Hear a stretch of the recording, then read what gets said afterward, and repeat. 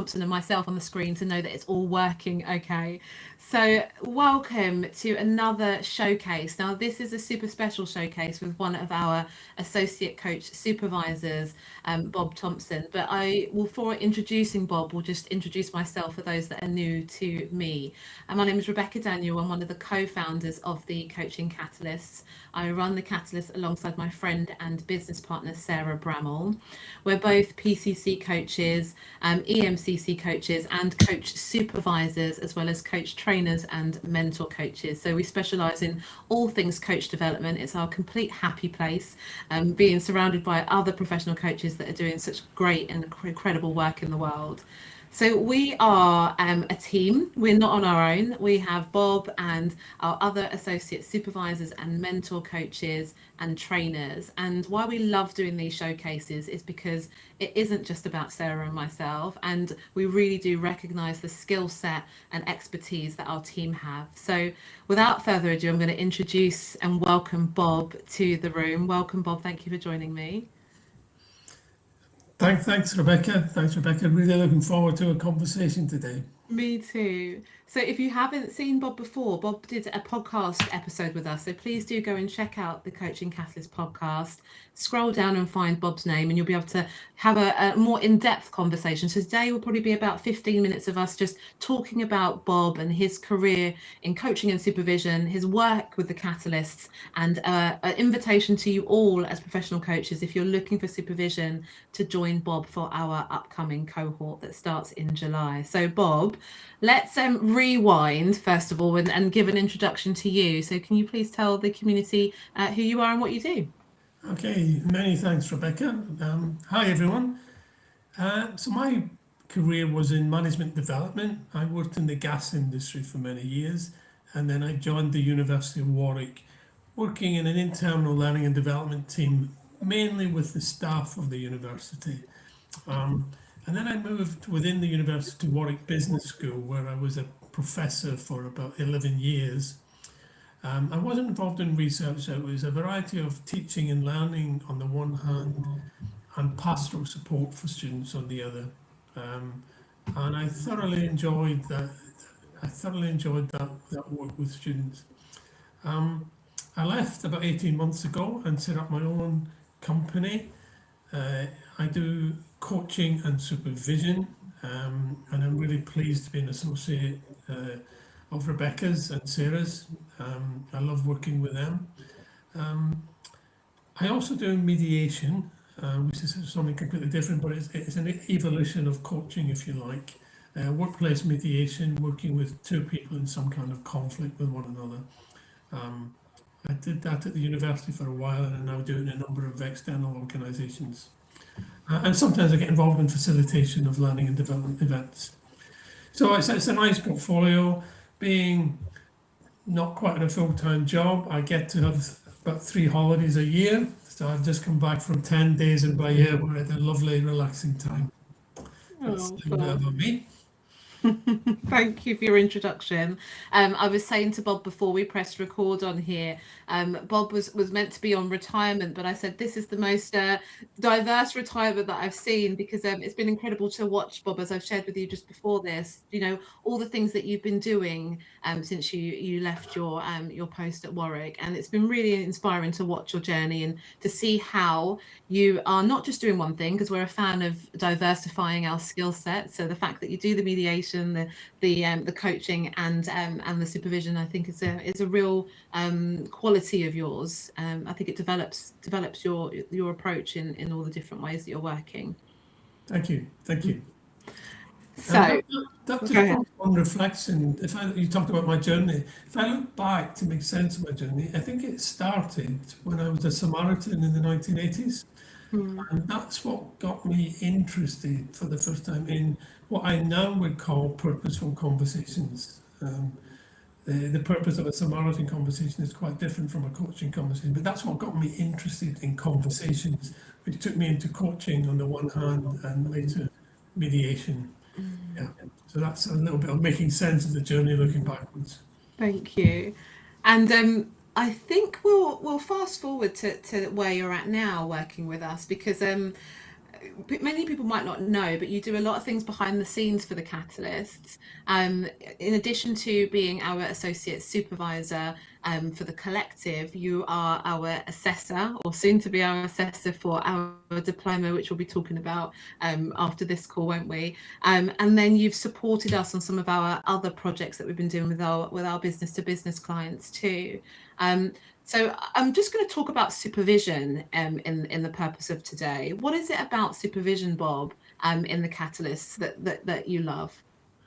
Okay, so I talked about purposeful conversations, and I think that's the thread that runs through coaching, mediation, supervision. And one of the things I love about working with the Catalyst is supervision is a special place to have a special kind of conversation.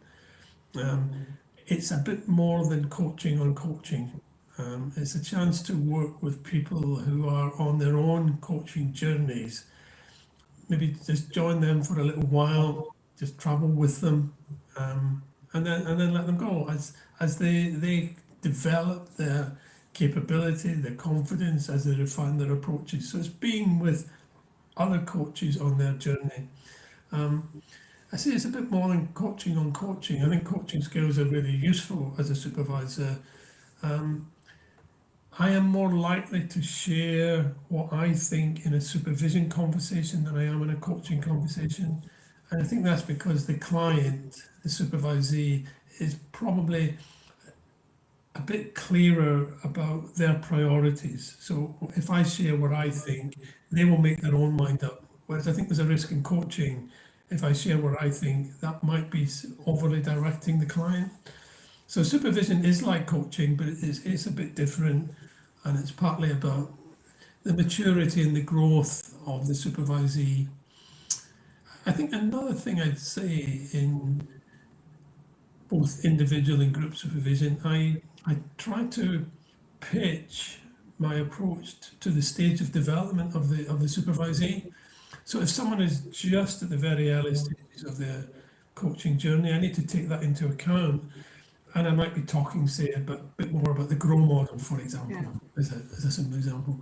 With an experienced coach, I'm not going to explore the grow model, for example. It's much more about challenges of relationship, challenges of boundaries and contracting and so on. So I pitch, if you like, how I am viewing the conversation according to the maturity in terms of coaching experience of the supervisee.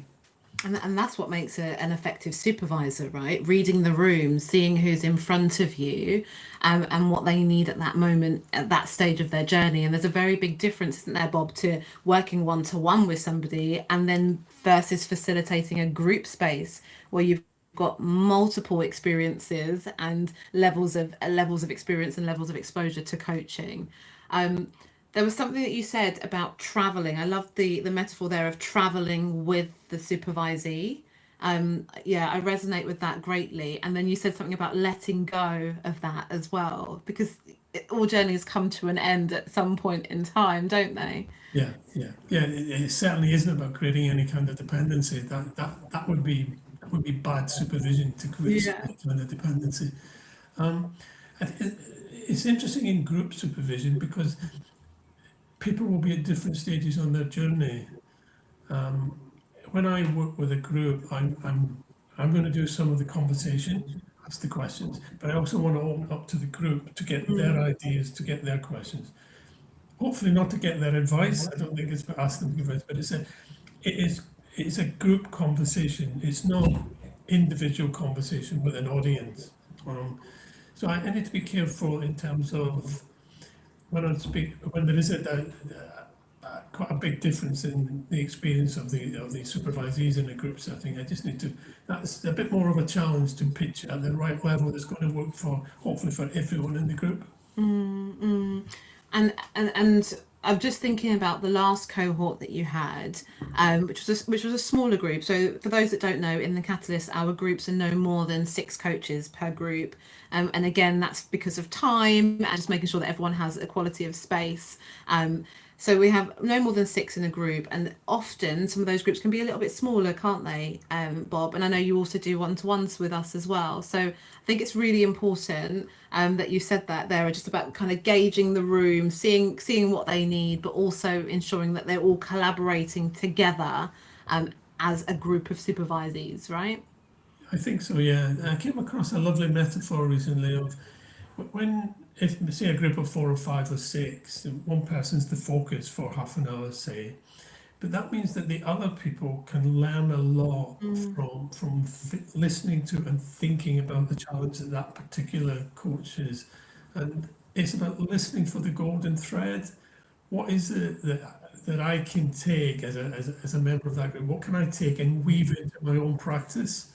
So the supervision isn't just for the person who's the focus for that half hour. I think there is learning for everyone, including me, from as people talk through their experiences, their challenges, etc., etc. Yeah. So it's definitely group supervision rather than individual supervision with an Yeah, audience. with Yeah. an audience. Yeah, yeah. And I like that you said that, because I always say that to my groups. I learn so much from you, just as much as you learn from the space. We Yes. take away a lot, don't we, when we're listening and holding space for Yeah. others. Yeah.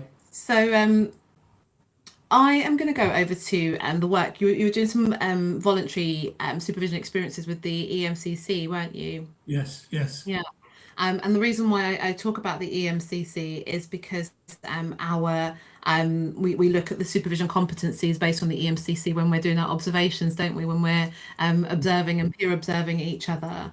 What is it about supervision, Bob, that like it's a non-negotiable for the EMCC, for the Association for Coaching? Also, it's a requirement in order to be accredited as a coach via that. But what is it that you feel is important for coaches to know about supervision?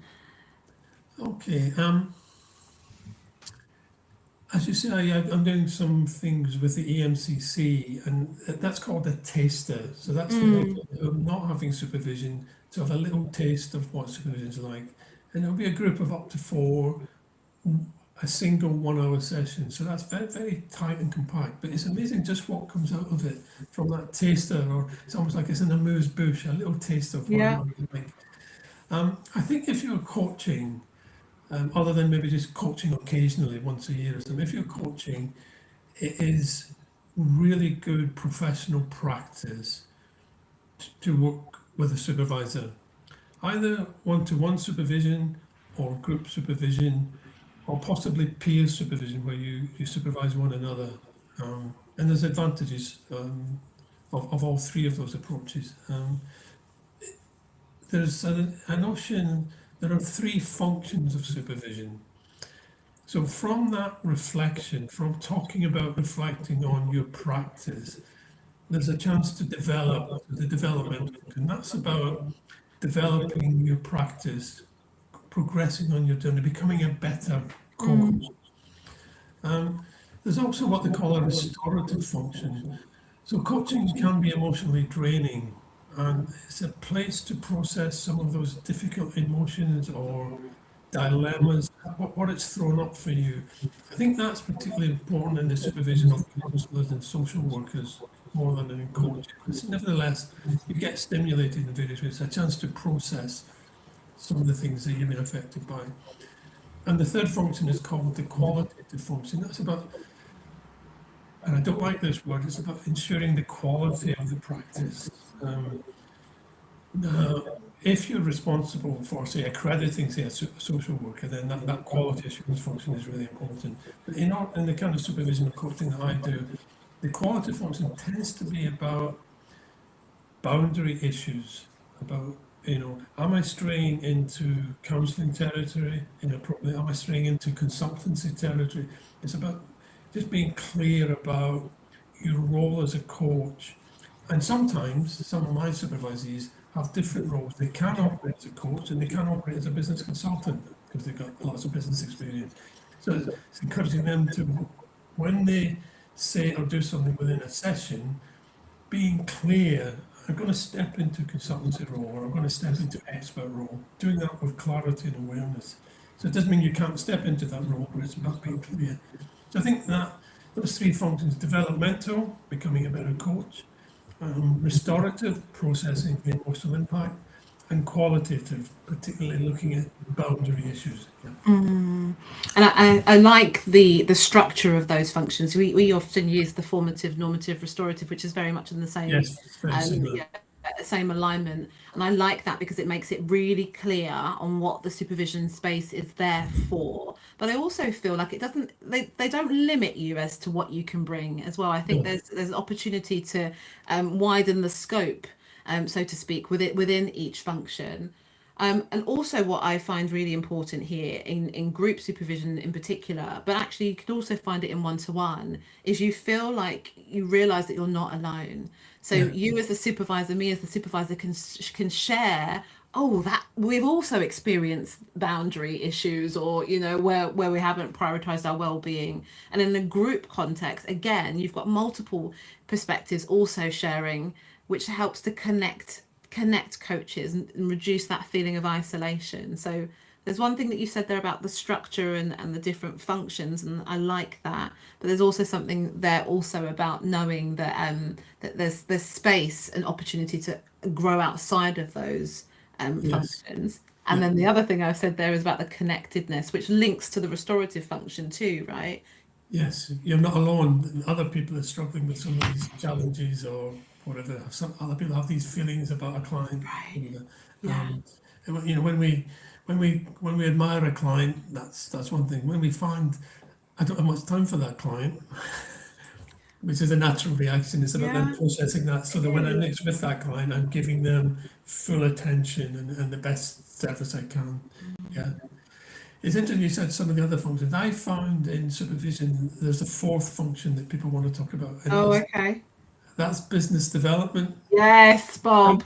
Coaches want to talk about how do I develop my business, or particularly maybe some of your students at the very early stage of their Yeah. coaching journey. How do I find clients and so on? So I think actually, and I'm disputing the literature here. I think in practice there's a fourth function which I call business development. And as a supervisor, you may or may not want to go there. You might Yeah. say, I'm not there to help you build your business. You'll need to have a mentor for that or something. I'm actually happy to work with clients as they think about how to develop their business. And that, for me, a strength I bring to that is I'm quite non-directive. And that's really good because I am absolutely rubbish at business development. Now I am going to disagree, because when we first met, you said this, and now I'm like 18 months in, Bob. I think you're doing a pretty good job. So Well, thank you you've for got that. some No, I transferable actually think I'm no good at marketing. So I couldn't be directive. I can't tell you how to develop your business, but I skills. can take a non-directive stance and say, so where would you like to be in 5 years' time? And Mm. what actions would help you to get there? So it, I make a virtue out of being non-directive when we talk about business development.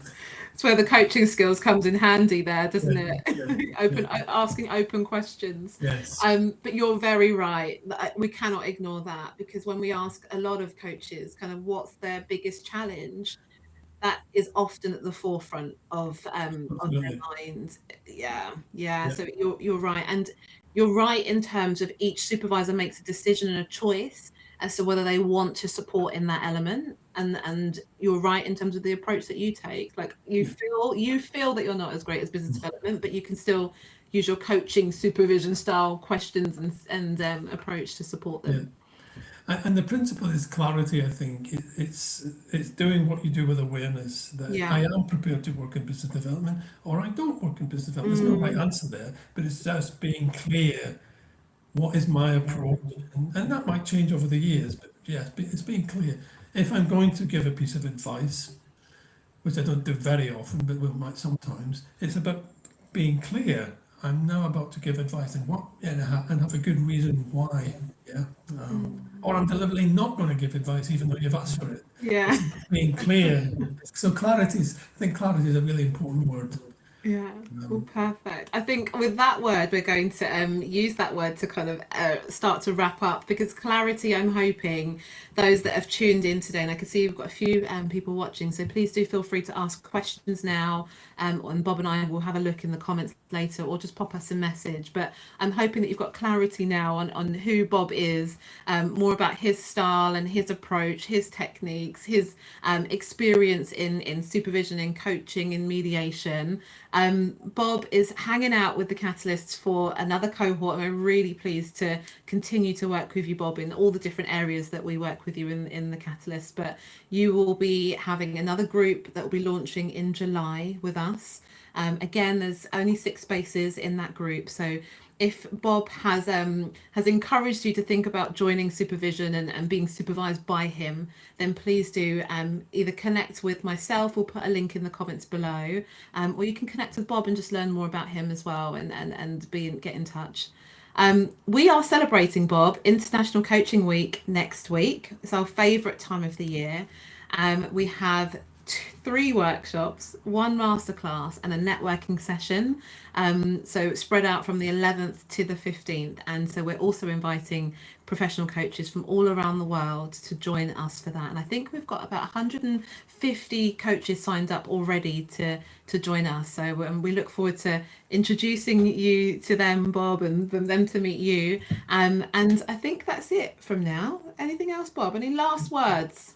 I think one thing you said, that this might have encouraged someone to join my supervision group, Yeah, or it might have encouraged someone to join another supervision group. So you're right. I now see the point of supervision, and I don't want to be particularly coached by that guy Bob. That is Yeah. absolutely fine. And we're okay with that because we're a I'm okay team. with that. Yeah. Yeah, you're right. Thank you, Bob, for sharing that. Thanks for the so- opportunity, Rebecca. No worries. So until next time, I believe Sarah and I are back next week. We are, with more showcases. So this time we're going to be showcasing other associate supervisors, as Bob has rightly said. I think we will be seeing one of our supervisors next week, and then we'll also be seeing some of our supervisees as well. So we get to hear the other side of the table. So please do tune in. Thank you, Bob, for your time, and that's it. Over and out from me. Take care, everybody. Thank you. All the best, everyone. Bye.